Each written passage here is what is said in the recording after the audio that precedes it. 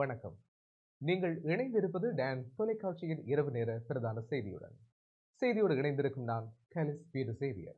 முதலில் தலைப்புச் செய்திகள். யாழ் மாவட்டத்தில் அடையாளம் காணப்படாத காய்ச்சல் பரவுவதாக சுகாதார அமைச்சு அறிவிப்பு. குறைந்த காற்றழுத்த தாழ்வு பகுதி அடுத்த 24 மணி நேரத்தில் நகர்ந்து செல்லும் என வளிமண்டலவியல் திணைக்களம் எதிர்வு கூறல். நுவரெலியாவில் தெரிவு செய்யப்பட்ட இந்திய வீட்டு திட்ட பயனாளிகளுக்கு இன்று காணி உறுதிப்பத்திரங்கள் வழங்கல். கொலை செய்யப்பட்ட கண்டி சிறை கைதிகளுக்கு நீதி கோரி ஆர்ப்பாட்ட பேரணி. அரிசி விநியோக பொறிமுறை உரியவாறு நிர்வகிக்கப்படாமையால் அரிசிக்கு நெருக்கடி நிலை எழுந்துள்ளதாக சரித்த ஹேரத் தெரிவிப்பு. சிரிய ஜனாதிபதியின் வெளியேற்றத்தை தொடர்ந்து சிரிய கடற்படை மற்றும் ராணுவ சொத்துக்களை இலக்கு வைத்து இஸ்ரேல் தாக்குதல்.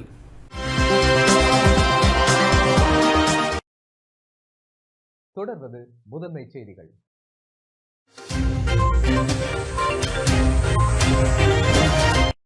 அனுசரணை வழங்குவோர் பிள்ளைகளின் நலனில் அக்கறை கொண்ட இலங்கை தாய்மாரின் நம்பிக்கையை வென்ற மலிபன் கீரை முழுவாடை பால்மா. யாழ் மாவட்டத்தில் அடையாளம் காணப்படாத காய்ச்சல் பரவுகிறது என வைத்திய நிபுணர் குமுது வீரகோன் தெரிவித்துள்ளார். யாழ்ப்பாண மாவட்டத்தில் அடையாளம் காணப்படாத காய்ச்சல் பரவி வருவதாகவும் அது தொடர்பில் அவதானம் செலுத்தியுள்ளதாகவும் சுகாதார அமைச்சு தெரிவித்துள்ளது. கொழும்பில் இன்று இடம்பெற்ற ஊடகவியலாளர் சந்திப்பின் போது தொற்று நோய் விஞ்ஞான பிரிவின் வைத்திய நிபுணர் குமுது வீரகோன் இந்த விடயத்தை குறிப்பிட்டார். මරණමද කියලා තහවුරු කර ගැනීමේ ක්‍රියාවලියක දැනට නියවල වෙනවා. ඒ ක්‍රියාවලිය අවසන් වුවහම මියුන මරණ ප්‍රමාණය ඔබතුමාලට දැනුම් දෙන්න පුළුවන්. යාපන දිස්ත්‍රික්කයේ සම්බන්ධයෙන් ගත්තොත් දැනට හඳුනා இந்த புதிய வகை காய்ச்சல் எலி காய்ச்சலா என்பதை உறுதிப்படுத்துவதற்கான பரிசோதனைகள் இடம்பெற்று வருகின்றன. யாழில் காய்ச்சல் மற்றும் சுவாச கோளாறுடன் நோயாளிகள் அனுமதிக்கப்படுகின்றனர். அவர்களின் இரத்த மாதிரிகள் பரிசோதனைக்கு உட்படுத்தப்படுகின்றன. 2023 ஆண்டு நாடு முழுவதும் 9000 பேர் எலி காய்ச்சலில் பாதிக்கப்பட்டுள்ளதாக அடையாளம் காணப்பட்டுள்ளனர். அவர்களில் 200 பேர் உயிரிழந்தனர்.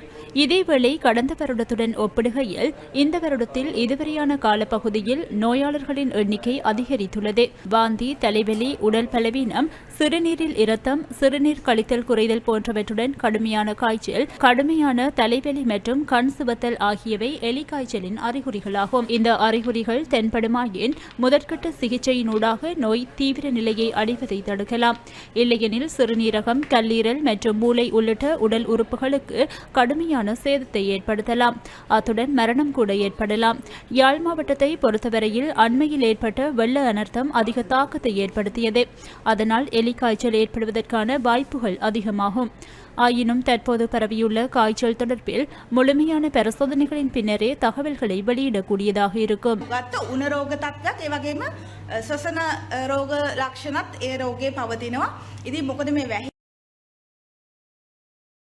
அண்மையில் ஏற்பட்ட வெள்ள நிலைமைக்கு பின்னர் வடக்கில் ஒரு வகையான காய்ச்சல் பரவி வருவதாகவும் 6 இறப்புகள் பதிவாகியுள்ளதாகவும் யாழ் மாவட்ட சுகாதார சேவைகள் பணிப்பாளர் வைத்தியர் ஆவன் அக்கேதீஸ்வரன் தெரிவித்துள்ளார்.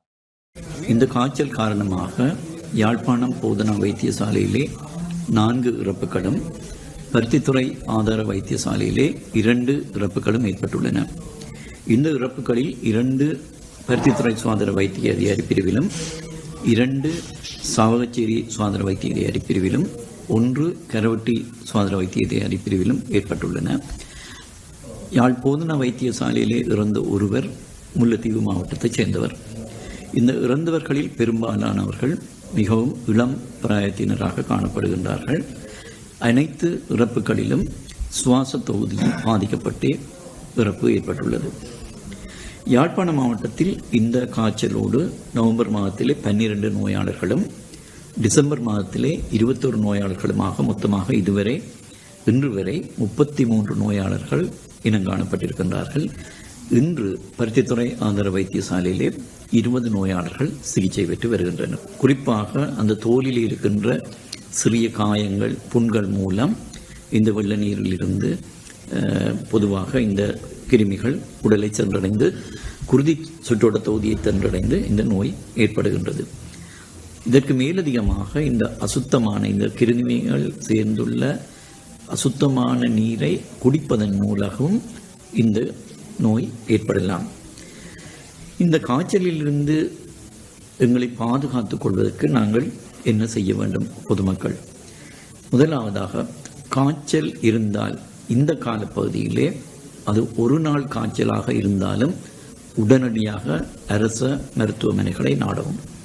அண்மையில் ஏற்பட்ட அனைத்து இறப்புகளும் பார்க்கின்ற போது அவர்கள் மிக தாமதமாக வைத்தியசாலைக்கு வந்த நிலையிலேயே தான் இந்த இறப்புகள் ஏற்படுகின்றது. இந்த எல்லா இறப்புகளிலும் நாங்கள் அவதானித்த ஒரு விடயம், சுவாச தொகுதி பாதிக்கப்பட்டிருக்கின்றது. மிக துரிதமான அவர்களது உடல்நிலை மோசமடைந்து இறப்புகள் ஏற்பட்டிருக்கின்றன. எனவேதான் மீண்டும் மீண்டும் நாங்கள் சொல்கின்றோம், தயவு செய்து காய்ச்சலாக இருந்தால், அது ஒரு நாள் காய்ச்சலாக இருந்தாலும் தயவு செய்து உடனடியாக அருகிலே இருக்கின்ற அரசாங்க வைத்தியசாலைகளுக்கு செல்லுங்கள். அங்கே உங்களுக்குரிய உறுதி பரிசோதனைகள், வேறு பரிசோதனைகளை மேற்கொண்டு என்ன காய்ச்சல் என்பதை உறுதிப்படுத்தி அதற்குரிய சிகிச்சையை நாங்கள் வழங்கக்கூடியதாக இருக்கும். இரண்டாவதாக, சிலரை நாங்கள் அவதானித்திருக்கின்றோம், நேரடியாக வைத்தியசாலைகளுக்கு சென்று தகுந்த மருத்துவ ஆலோசனை இல்லாது மருந்தகங்களிலே ஃபார்மசிகளுக்கு சென்று மருந்துகளை வாங்கி உட்கொள்வதையும் நாங்கள் அவதானிக்கக்கூடியார்கள். தயவு செய்து அதை தவிர்த்து சரியான தகுந்த மருத்துவ ஆலோசனையோடு சிகிச்சைகளை பெற்றுக்கொள்ளுமாறு கேட்டுக்கொள்கின்றோம். கால்களிலே காயங்கள் அல்லது புண்கள் இருப்பவர்கள் இந்த வெள்ள நீரிலே அல்லது வயல்களிலே வேலை செய்வதை தவிர்த்து கொள்வது நல்லது. கொதித்து ஆறிய நீரை கட்டாயமாக இந்த காலத்திலே குடிக்குமாறு நாங்கள் கேட்டுக்கொள்கிறோம். அடுத்ததாக, இந்த வெள்ள நீரினாலே அசுத்தமான கிணறுகளை இறைத்து துப்புரவு செய்து கிரமமாக குளோரின் இட்டுக்கொள்ளுமாறு நாங்கள் கேட்டுக்கொள்கின்றோம். குளங்களிலே குளிப்பதை தவிர்த்து கொள்ளுங்கள். உங்களுக்கு அருகிலே இந்த பிரதேசங்களிலே பருத்தித்துறை, கரவெட்டி, சாவச்சேரி சுகாதார வைத்திய அதிகாரி பணிமனைகளுக்கு சென்று உங்களுக்குரிய தடுப்பு குடிசைகளை நீங்கள் பெற்றுக்கொள்ளலாம். வாரத்துக்கு ஒரு தடவை டாக்ஸிசைக்ளின் என்று சொல்லப்படுகின்ற அந்த மருந்து நாங்கள் உட்கொள்ள வேண்டும். இதன் மூலம் இந்த நோயை வராமல் நாங்கள் தடுத்து கொள்ளலாம். பொதுவாக காய்ச்சலோடு தான் இந்த நோய் ஆரம்பிக்கும். காய்ச்சல் வெளிப்படையாக இருக்கையில் கடுமையான உடல் நோ இருந்தது, மற்றவர்களுக்கு வாந்தி, உடல் நோ, மூட்டு நோ, தசை நோ போன்ற ஏனைய அறிகுறிகள் இருக்கலாம். மற்றது சிறுநீர் மஞ்சளாக செல்வது போன்ற அறிகுறிகளும் இருக்கலாம்.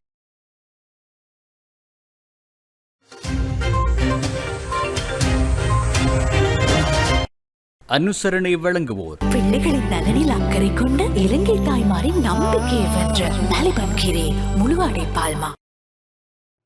குறைந்த காற்றழுத்த தாழ்வு பகுதி அடுத்த 24 மணி நேரத்தில் நகர்ந்து செல்லும் என வளிமண்டலவியல் திணைக்களம் எதிர்வு கூறியுள்ளது. தென்மேற்கு வங்கக்கடலில் நிலை கொண்டுள்ள குறைந்த காற்றழுத்த தாழ்வு பகுதி அடுத்த 24 மணி நேரத்தில் மேற்கு வடமேற்கு திசையில் இலங்கைக்கு அருகில் தமிழக கடற்கரையை நோக்கி நகர்ந்து செல்லும் என வளிமண்டலவியல் திணைக்களம் எதிர்வு கூறியுள்ளது. இன்று நண்பகல் வெளியிட்டுள்ள அறிக்கையில் இந்த விடயம் தெரிவிக்கப்பட்டுள்ளது. வடக்கு, வடமத்திய, கிழக்கு மற்றும் வடமேல் மாகாணங்களில் அவ்வப்போது மழை அல்லது இடியுடன் கூடிய மழை பெய்யும். வடமாகாணத்தின் சில இடங்களில் ஓரளவு பலத்த மழை பெய்யக்கூடும் எனவும் தெரிவிக்கப்பட்டுள்ளது. இந்த நிலையில் கடல் பிரதேசங்கள் கொந்தளிப்பாக காணப்படுகின்றன. யாழ்ப்பாணம் கீரிமலை கடல் கொந்தளிப்பாக காணப்படுவதுடன் பாரிய அலைகள் எழுவதையும் அவதானிக்க முடிகிறது.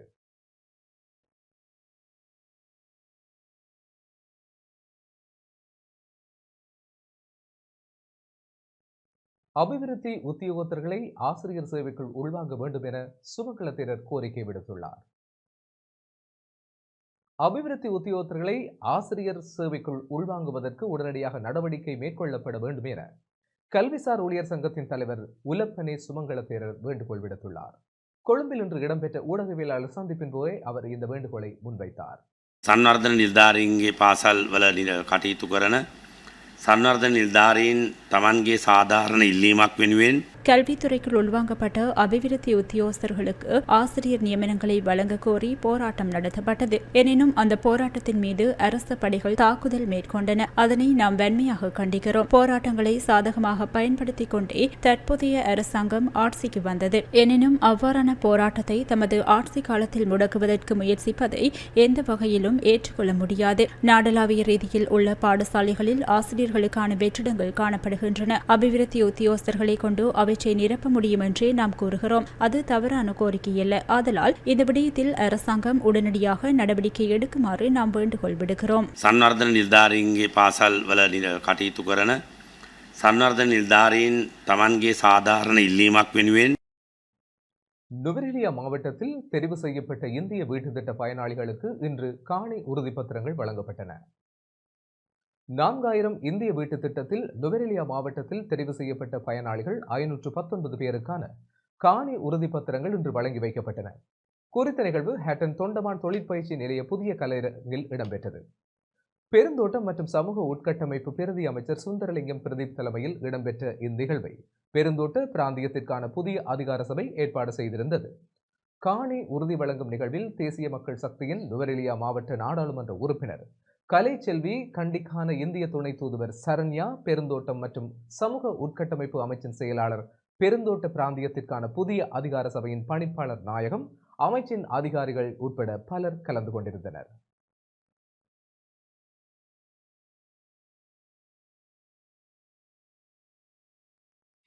மகாகவி சுப்பிரமணிய பாரதியாரின் 142வது நினைவு தின நிகழ்வு இன்று யாழ்ப்பாணத்தில் இடம்பெற்றது.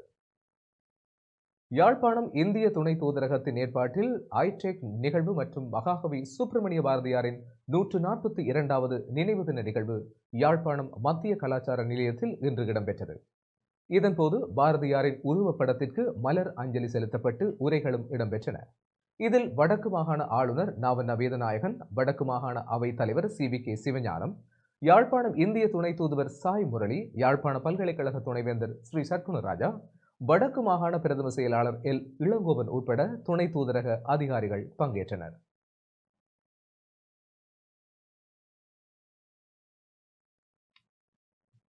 மட்டக்களப்பு பாடுமீன் லயன்ஸ் அரிமா கழகத்தினால் மட்டக்களப்பு ஊரணி பிரதான வீதிக்கு அருகாமையில் நிர்மாணிக்கப்பட்ட சுப்பிரமணிய பாரதியாரின் உருவச் சிலைக்கு முன்பாக பாரதியாரின் 142வது ஜனன தின நிகழ்வு அனுஷ்டிக்கப்பட்டது. பாடுமீன் லயன்ஸ் கழக உறுப்பினர்களின் ஒழுங்கமைப்பில் கழகத்தின் திட்ட முகாமையாளர் G முரளிதரன் தலைமையில் நடைபெற்ற இந்நிகழ்வில் பிரதம விருந்தினராக மண்முனை வடக்கு பிரதேச செயலாளர் V வாசுதேவன் கலந்து கொண்டார். சுப்பிரமணிய பாரதியாரின் உருவச் சிலைக்கு மலர் மாலை அணிவித்து மங்கள விளக்கேற்றலுடன் ஆரம்பமான நிகழ்வில் அதிதிகளின் சிறப்புரைகளும் இடம்பெற்றன. பாரதியாரின் ஜனன தின நிகழ்வை சிறப்பிக்கும் வகையில் பாடசாலை மாணவர்களுக்கு கற்றல் உபகரணங்களும் வழங்கி வைக்கப்பட்டது. மண்முனை வடக்கு பிரதேச செயலாளராக சேவையாற்றி பதவி உயர்வு பெற்று செல்ல இருக்கின்ற வீணா வாசுதேவன் லயன்ஸ் கழகத்தால் இன்று கௌரவிக்கப்பட்டார். பாடுமீன் லயன்ஸ் உறுப்பினர்கள், கழக செயற்குழு உறுப்பினர்கள், லயன்ஸ் கழக சிரேஷ்ட உறுப்பினர்கள் என பலரும் நிகழ்வில் கலந்து சிறப்பித்தனர்.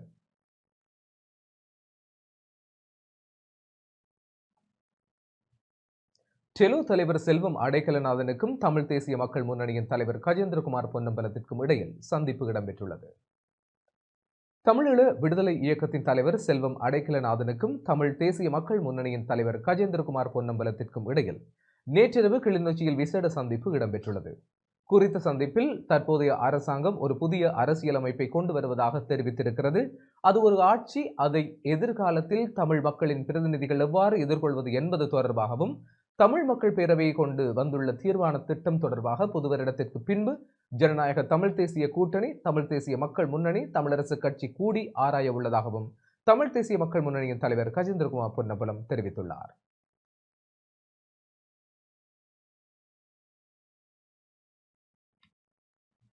கொலை செய்யப்பட்ட கண்டி சிறை கைதிகளுக்கு நீதி கோரி ஆர்ப்பாட்ட பேரணி முன்னெடுக்கப்பட்டது. சிறை கைதிகளின் உரிமைகளை பாதுகாப்பதற்கான குழுவினர் இன்று எதிர்ப்பு ஆர்ப்பாட்ட பேரணி ஒன்றை முன்னெடுத்திருந்தனர்.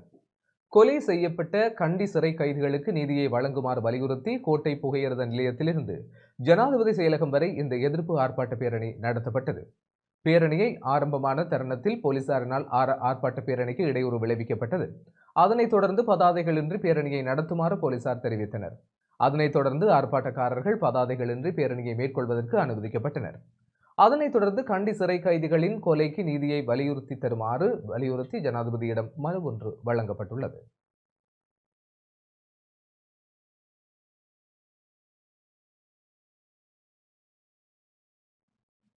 மன்னார் மாவட்ட வர்த்தக சந்தையும் கண்காட்சியும் இன்று நடைபெற்றது. மன்னார் மாவட்ட வர்த்தக சந்தையும் கண்காட்சியும் இன்றைய தினம் காலை 9:30 மணியளவில் மன்னார் நகர பிரதேச செயலகம் ஒன்றில் நடைபெற்றது. மன்னார் மாவட்ட செயலகத்தின் ஏற்பாட்டில் இடம்பெற்ற குறித்த நிகழ்வில் பிரதம விருந்தினராக மன்னார் மாவட்ட அரசாங்க அதிபர் கானா கனகேஸ்வரன் கலந்து கொண்டு வர்த்தக சந்தை மற்றும் கண்காட்சியை ஆரம்பித்து வைத்தார். உதவி மாவட்ட செயலாளர் எஸ் பரந்தாமன், மன்னார் பிரதேச செயலாளர் எம் பிரதீப் உட்பட அழைக்கப்பட்ட திணைக்கள தலைவர்களும் கலந்து கொண்டனர். வர்த்தக சந்தை மற்றும் கண்காட்சியில் உள்ளூர் சுயதொழில் முயற்சியாளர்களின் உற்பத்தி பொருட்கள் காட்சிப்படுத்தப்பட்டதோடு மலிவு விற்பனையும் இடம்பெற்றது.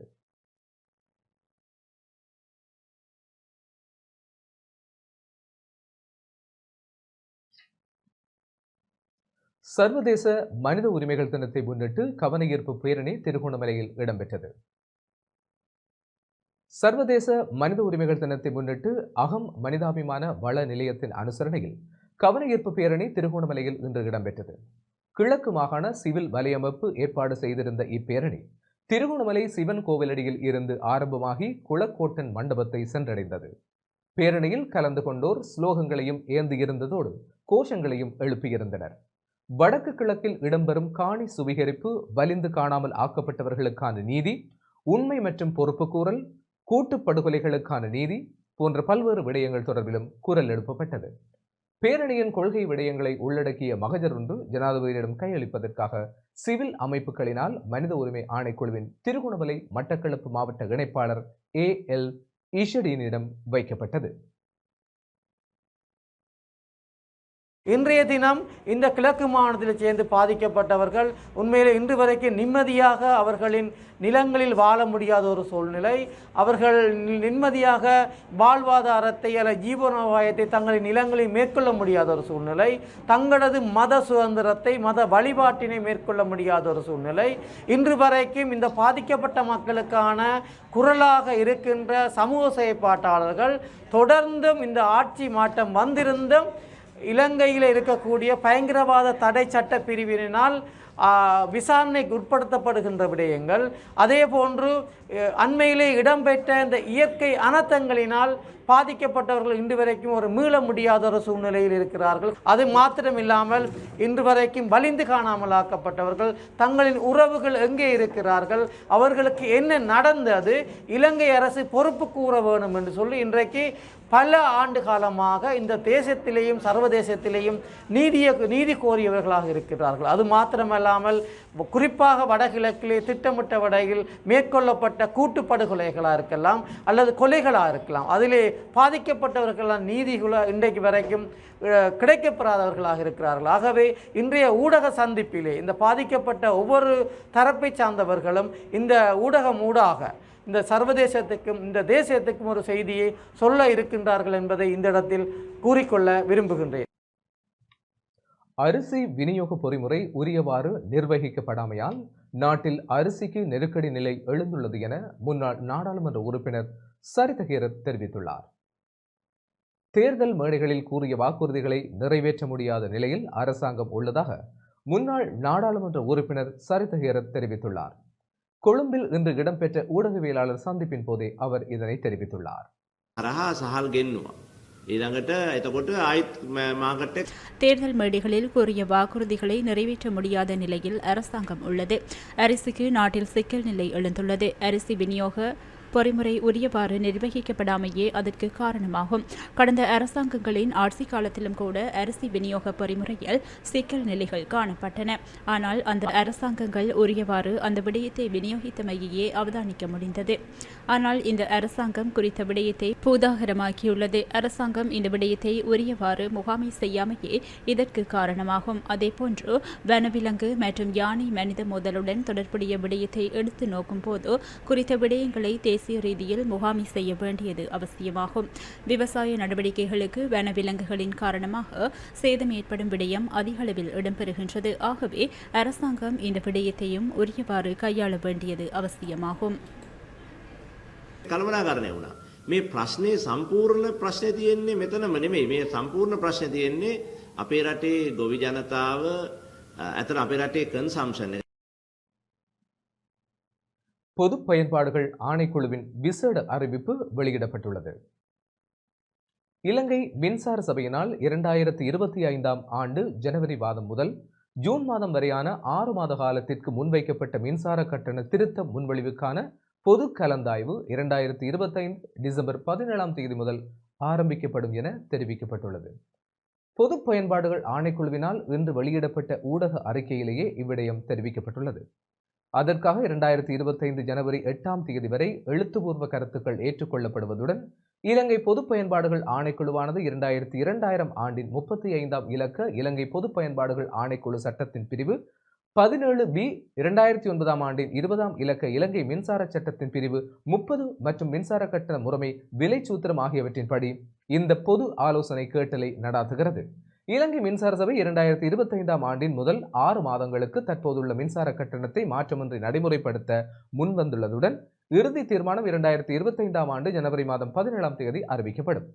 அத்துடன் எழுத்துப்பூர்வ கருத்துக்களை info@view SLGOVLK என்ற மின்னஞ்சல் முகவரிக்கு அல்லது 076 427 10 30 என்ற வாட்ஸ்அப் இலக்கத்திற்கு அல்லது தபால் மூலம் இலங்கை பொது பயன்பாடுகள் ஆணைக்குழுவிற்கு அனுப்பலாம் எனவும் அறிக்கையில் தெரிவிக்கப்பட்டுள்ளது.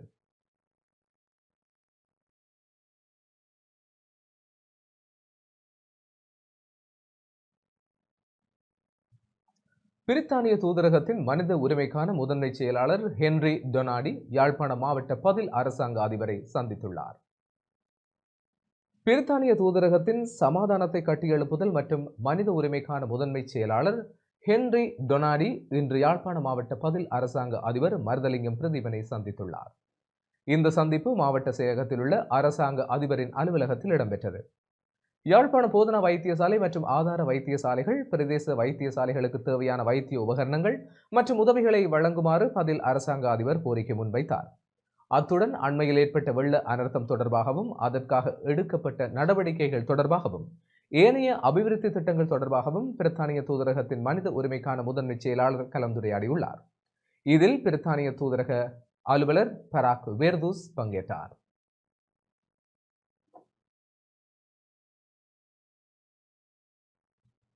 தென்னைகள் பராமரிக்கப்படாமையால் தேங்காய் உற்பத்தி வீழ்ச்சி அடைந்துள்ளதாக தென்னை பயிர்ச்செய்கை சபையின் யாழ்ப்பாணம் மற்றும் கிளிநொச்சி முல்லைத்தீவு பிராந்திய பதில் முகாமையாளர் ஈஸ்வரன் சட்குணன் தெரிவித்துள்ளார். தேங்காய் உற்பத்தி வீழ்ச்சிக்கு தென்னை செய்கையாளர்களின் பராமரிப்பு இன்மையும் ஒரு காரணம் எனவும் தென்னைகளை ஒவ்வொரு வருடமும் பசலையிட்டு பராமரிக்க வேண்டும் எனவும் தென்னை பயிர்ச்செய்கை சபையின் யாழ்ப்பாணம் மற்றும் கிளிநொச்சி முல்லைத்தீவு மாவட்டங்களுக்கான பதில் பிராந்திய முகாமையாளர் ஈஸ்வரன் சட்குணன் தெரிவித்துள்ளார். தேங்காயின் விலையை பொறுத்தவரையில் கடந்த 2 வருஷங்களுக்கு முன்பு நாங்கள் பார்க்கும் பொழுது சராசரியாக தேங்காயின் விலையானது 80 ரூபா 85 ரூபா இருந்தது. பெரிய தேங்காய் அதாவது மற்றது நடுத்தரமான தேங்காய் ஆனது 60-65க்கும் சிறிய தேங்காய் 50க்குள்ளேயும் தான் இருந்தது 2 வருடங்களுக்கு முதல். பிறகு அதில் வேறு பொருட்களின் விலை அதிகரித்தாலும் தேங்காயின் விலை பெரிய அளவுக்கு மாற்றம் ஏற்படவில்லை. ஆனால் இப்போ ஒரு கடந்த 5 மாதம் 6 மாதமாக தான் தேங்காயின் விலையில் சடுதியான ஒரு அதிகரித்து தற்பொழுது சில இடங்களில் 200 ரூபா 220 ரூபா வரைக்கும் போகுது உரிச்ச தேங்காயின் விலை. பல்வேறுபட்ட காரணிகள் இதில் செல்வாக செலுத்துது. கடந்த ஆண்டுகளோட ஒப்படைக்க கணிசமாக எல்லா இடத்துலையும் குறைகிற மாதிரி தான் எங்கள் இடத்துலையும் குறைஞ்சிருக்குது. கிட்டத்தட்ட 15% உற்பத்தி குறைவாக இருக்கிறார். எங்களோட தென்னை பயிர் சபையான இப்போ பழையில தான் எங்களோட பிராந்திய காரியாலயம் அமைந்திருக்குது. எங்களோட பிராந்திய காரியாலயம் யாழ்ப்பாணம் கிளிநொச்சி முல்லைத்தீவு மாவட்டங்களுக்கு பொறுப்பாக இருக்குது. ஒவ்வொரு மாவட்டத்திலேயும் 7 தென்னை அபிவிருத்தி உத்தியோக பிரிவுகள் இருக்குது. எங்கள்கிட்ட துரதிருஷ்டவசமாக எங்கள்கிட்ட ஆளணி பெற்ற வரதால அந்த டெக்னிக்கல் சைட்டில் வேலை செய்கிற ஸ்டாஃப் எண்ணிக்கை குறைவாக இருக்குது. இருந்தாலும் ஒவ்வொரு ஏபிசிலையும் அதாவது யாழ் மாவட்டம் கிளிநொச்சி மாவட்டம் முல்லைத்தீவு மாவட்டத்தில் இருக்கிற கமல சேவை நிலையங்களில் எங்களோட அபிவிருத்தி உத்தியோகத்தர்கள் கடமை புரியணும். இப்போ உங்களுக்கு ஏதாவது சந்தேகங்கள் அல்லது அறிவுரைகள் பெற வேணுமென்றால் நீங்கள் எங்களோட பழையில் அமைஞ்சிருக்கிற பிராந்திய காரியாலயத்தோடு தொடர்பு கொள்ளலாம். அல்லாட்டி ஒவ்வொரு மாவட்டத்திலையும் அமைஞ்சிருக்கிற முல்லைத்தீவு மாவட்டத்தை பொறுத்தவரையில் எங்களோட அபிவிருத்தி உத்தியோகத்தர்கள் எண்ணிக்கை குறைவு. யாழ்ப்பாணம் கிளிநொச்சி மாவட்டங்களில் ஒவ்வொரு கமல சேவை நிலையத்திலையும் எங்களோட அலுவலர்கள் இருக்கிறோம். அவையோட நீங்கள் திங்கள் புதன் கிழமைகளில் அவர்களை அந்த ஆஃபீஸில் இருப்பினோம். அவையோட நீங்கள் தொடர்பு கொண்டீங்கன்னா மேலதிகமான விவரங்களை பெற்றுக்கொள்ளக்கூடிய மாதிரி இருக்கும். சில இடங்களில் கூட கள விஜயங்கள் அப்படி செய்ய வேண்டும் என்ற ஒரு சூழல் வந்தால் எங்களது ஆளணி பற்றாக்குறை இருந்தாலும் நாங்கள் ஒரு குறிப்பிட்ட காலப்பகுதியில் வந்து கூட காணிகளை பார்த்து அதுக்குரிய அறிவுரைகளை வழங்கலாம். இதை விட நாங்கள் விரிவாக நிகழ்ச்சி திட்டங்கள் எல்லாம் செயற்படுத்தி கொண்டு வருகிறோம். வீடியோ ப்ரெசன்டேஷன்கள் அப்படி எல்லாம் இருக்குது. உங்களோட பிரதேசங்களில் தேவையாண்டா குறைஞ்ச ஒரு 25-30 பேர் ஒழுங்குபடுத்தினா நாங்கள் அந்த இடத்துக்கு வந்து ப்ராக்டிக்கலாகவும் வீடியோகள் மூலமும் விளங்கப்படுத்தக்கூடிய மாதிரி இருக்கு. எழுக பொருளாதார நீதிக்கான பெண்கள் மகாநாடு மட்டக்களப்பில் இன்று ஆரம்பமானது. சூர்யா பெண்கள் அபிவிருத்தி நிலையத்தின் எழுக பொருளாதார நீதிக்கான பெண்கள் மாநாடு மட்டக்களப்பில் இன்று ஆரம்பமானது. பெண்கள் மீதான பொருளாதார நெருக்கடியின் தாக்கம் மற்றும் சமூக பாதுகாப்பு மற்றும் நலத்திட்டங்கள், குறைக்கப்பட்ட அனுபவங்கள் பற்றிய ஆய்வு அறிக்கை, உணவு உற்பத்தியில் பெண்களின் பங்களிப்பு, பொருளாதார நெருக்கடி, காணி உரிமை போன்ற பல்வேறு விடயங்கள் தொடர்பில் மாநாட்டில் அறிக்கை தயாரிக்கப்பட உள்ளது. இன்று ஆரம்பமாகிய மாநாடு நாளைய தினமும் நடைபெறவுள்ளது.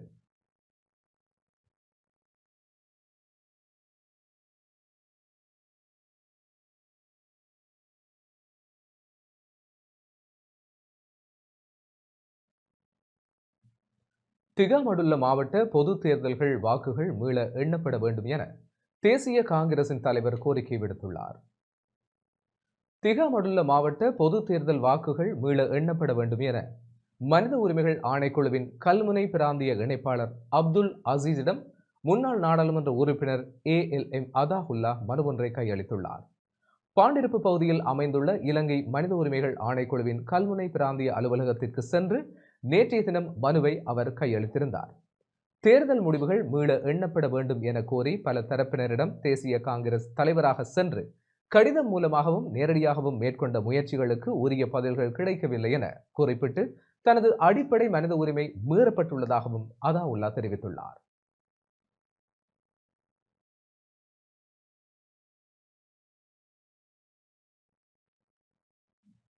பாதுவ பொதுப்பிட்டியவில் வீடொன்று தீக்கிரையாகியுள்ளது.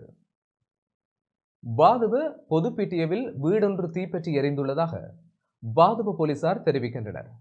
தீயினால் வீடு முற்றாக எரிந்து நாசமாகியுள்ளதாகவும் இந்த தீ விபத்தில் உயிர் சேதம் ஏதும் ஏற்படவில்லை என போலீசார் தெரிவித்தனர். குறித்த வீட்டில் பெண் ஒருவர் விளக்கை ஏற்றிவிட்டு சென்றதால் அது கீழே விழுந்து தீப்பிடித்திருக்கலாம் என போலீசார் சந்தேகிக்கின்றனர். எவ்வாறாயினும் தீ விபத்துக்கான காரணம் இதுவரை தெரியவில்லை. சம்பவம் தொடர்பான மேலதிக விசாரணைகளை பாதுவ போலீசார் மேற்கொண்டு வருகின்றனர்.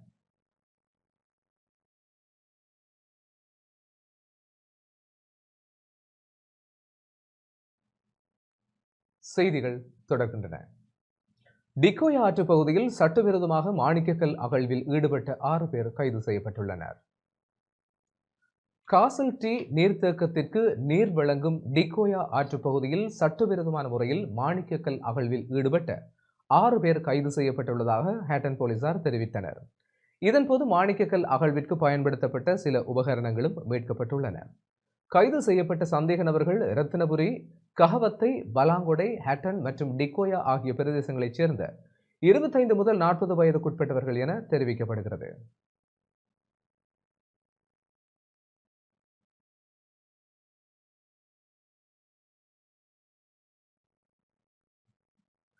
போலீஸ் பரிசோதகர் என கூறி சந்தேக நபர் ஒருவரை விடுவிக்க தொலைபேசி அழைப்பெடுத்தவர் போதைப் பொருளுடன் கைது செய்யப்பட்டுள்ளார்.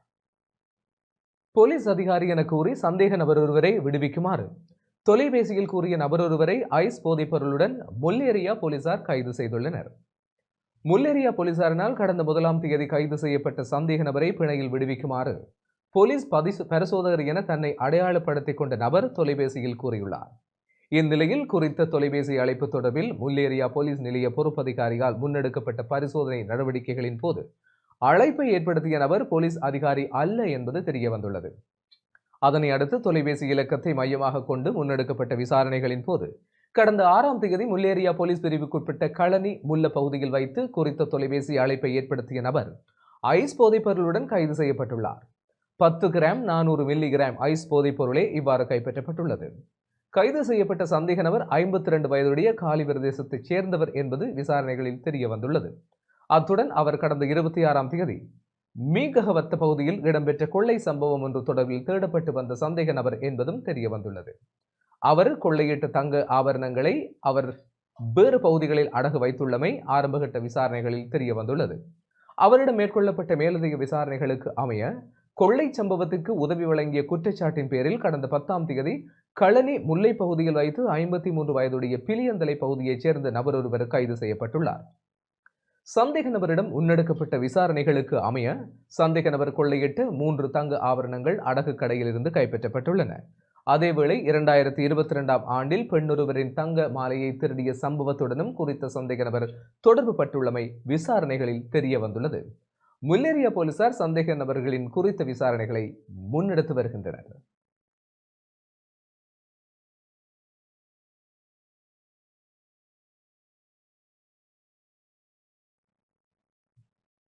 யாழ்ப்பாணம் பருத்தித்துறை பிரதேச சபையின் ஏற்பாட்டில் இன்று பண்பாட்டு பெருவிழா இடம்பெற்றது. யாழ்ப்பாணம் பருத்தித்துறை பிரதேச சபையின் ஏற்பாட்டில் உள்ளூராட்சி மாத நிகழ்வும் வாசிப்பு மாத நிகழ்வும் பண்பாட்டு பெருவிழாவும் இன்று பருத்தித்துறையில் இடம்பெற்றது. பிரதம விருந்தினராக வடக்கு மாகாண ஆளுநர் நவ வேதநாயகன் பங்கேற்றார். இதன்போது பிரதேச கலைஞர்கள் கௌரவிக்கப்பட்டதுடன் வாசிப்பு மாத போட்டியில் வெற்றியீட்டிய மாணவர்களுக்கு பரிசில்கள் வழங்கி வைக்கப்பட்டன. பருத்தித்துறை பிரதேச சபை செயலாளர் ஆனா வினோராஜ் வடக்கு மாகாண ஆளுநரை பொன்னாடை போர்த்தி கௌரவித்ததுடன் நினைவு சின்னம் வழங்கி கௌரவித்தார். அத்துடன் பருத்தித்துறை பிரதேச சபையின் நிகழ்நிலை மூலமான கட்டணங்களை செலுத்தும் திட்டமும் ஆளுநரால் ஆரம்பித்து வைக்கப்பட்டது. நிகழ்வில் பருத்தித்துறை பிரதேச சபை ஊழியர்கள், மாணவர்கள், பெற்றோர்கள், கலைஞர்கள் என பலரும் பங்கேற்றிருந்தனர்.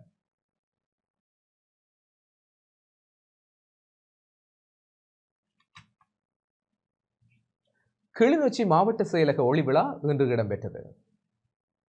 கிளிநொச்சி மாவட்ட செயலக ஒளிவிழா மாவட்ட செயலக ஊழியர் நலன்புரி சங்கத்தின் ஏற்பாட்டில் இன்று இடம்பெற்றது. இன்று பிற்பகல் 3 மணிக்கு மாவட்ட செயலக வளாகத்தில் இந்நிகழ்வு நடத்தப்பட்டது. இதில் கிளிநொச்சி மாவட்ட காணி பகுதிக்கான மேலதிக அரசு அதிபர் திருமதி நளாயினி இன்பராஜ், வலைப்பாடு கிளிநொச்சி மறைக்கோட்டங்களைச் சேர்ந்த பங்கு தந்தையர்கள், மாவட்ட செயலக பதவி நிலை உத்தியோகத்தர்கள் என பலர் பங்கேற்றனர். இதன்போது கலை நிகழ்வுகளும் இடம்பெற்றன.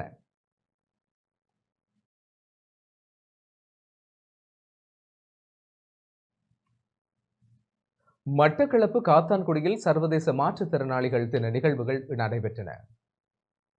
சர்வதேச மாற்றுத்திறனாளிகள் தினத்தையொட்டி மட்டக்களப்பு காத்தான்குடியில் இன்று மாற்றுத்திறனாளிகளின் கலை கலாச்சார நிகழ்வு இடம்பெற்றது.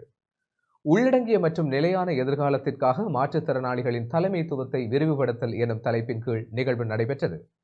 காத்தான்குடியில் உள்ள கிழக்கிலங்கை சாகிரா மாற்றுத்திறனாளிகள் பாடசாலை மாணவர்களின் கலை நிகழ்வுகள் இடம்பெற்றதுடன் காத்தான்குடி பிரதேச செயலாளர் பிரிவில் உள்ள மாற்றுத்திறனாளிகளின் கலை நிகழ்வுகளும் இடம்பெற்றன.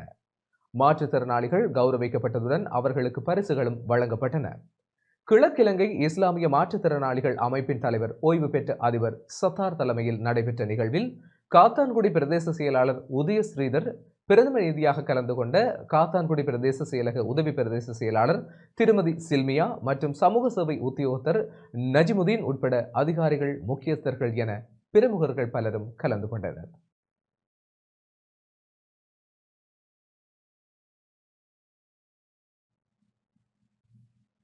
உள்வாங்கிய மற்றும் நிலையான எதிர்காலத்திற்காக மாற்றுத்திறனாளிகளின் தலைமைத்துவத்தை விரிவுபடுத்தல் எனும் தொனிப்பொருளில் மட்டக்களப்பு கிரான் புதிய பாதை விசேட தேவையுடையோர் அமைப்பின் சர்வதேச மாற்றுத்திறனாளிகள் தின நிகழ்வுகள் இன்று சிறப்பாக நடைபெற்றது.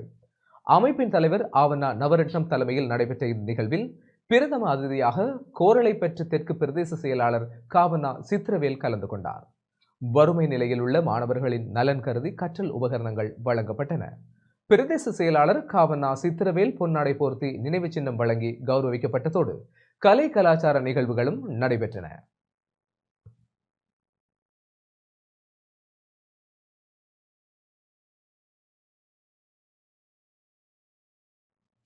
கொழும்பு பொரளையில் ஐஸ் போதைப் பொருளுடன் இளைஞர் ஒருவர் கைது செய்யப்பட்டுள்ளார். பொரளை பகுதியில் ஐஸ் போதைப் பொருளுடன் இளைஞர் ஒருவர் கைது செய்யப்பட்டுள்ளதாக போலீசார் தெரிவித்துள்ளனர். பொரளை போலீஸ் பிரிவுக்குட்பட்ட வனாதமுல்லை பகுதியில் வைத்தே குறித்த சந்தேக நபர் 2 கிலோகிராம் 100 கிராம் ஐஸ் போதைப் பொருளுடன் கைது செய்யப்பட்டுள்ளதாக போலீசார் தெரிவித்துள்ளனர். 20 வயதுடைய முல்லேரியா பகுதியைச் சேர்ந்தவரே இவ்வாறு கைது செய்யப்பட்டுள்ளதாக போலீசார் தெரிவித்துள்ளனர். பொரளை போலீசார் மேலதிக விசாரணைகளை முன்னெடுத்து வருகின்றனர்.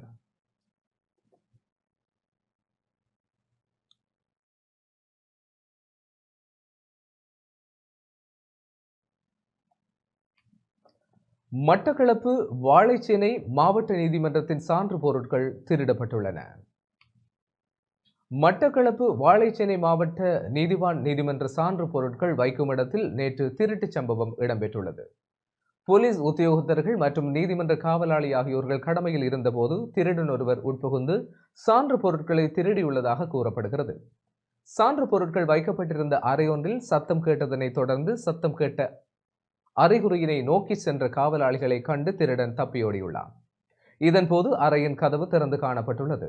சம்பவம் தொடர்பாக வாழைச்சேனை பதில் போலீஸ் பரிசோதகரின் கவனத்திற்கு விடயத்தினை தெரியப்படுத்தியதனை அடுத்து நீதிமன்ற சான்று பொருட்கள் வளாக பொறுப்பதிகாரி வரவழைக்கப்பட்டு விசாரணைகள் மேற்கொள்ளப்பட்டன. அங்கு வைக்கப்பட்டிருந்த மதுபான போத்தல்கள் அடங்கிய பெட்டிகள் சில திருடப்பட்டுள்ளதாக போலீசார் தெரிவித்தனர். சம்பவம் தொடர்பாக ஒருவர் கைது செய்யப்பட்டுள்ளார்.